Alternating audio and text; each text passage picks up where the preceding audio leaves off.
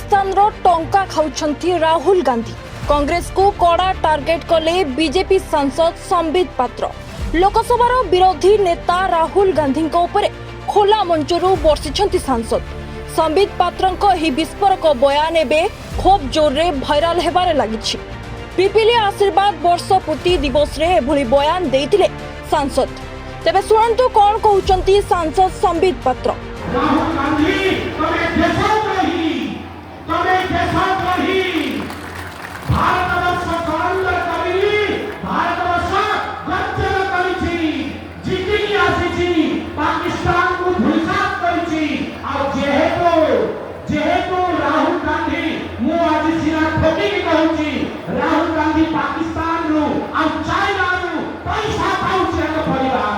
ए गांधी परिवार पैसा पाउछि चाइना रू आ पाकिस्तान रू। ये होचंती हमर देशद्रोही लोक माने सेहि पई भारत वर्ष विरुद्ध रे कहउछंती। आमे केबेली ए राहुल गांधी को ए गांधी परिवार को क्षमा करना ही हमर भारत सुरक्षा, हमर भारत आन बान शान पाई आमे आर्मी सागरे एवं राजनीतिक इच्छा शक्ति सागरे आमे छिड़ा हवा।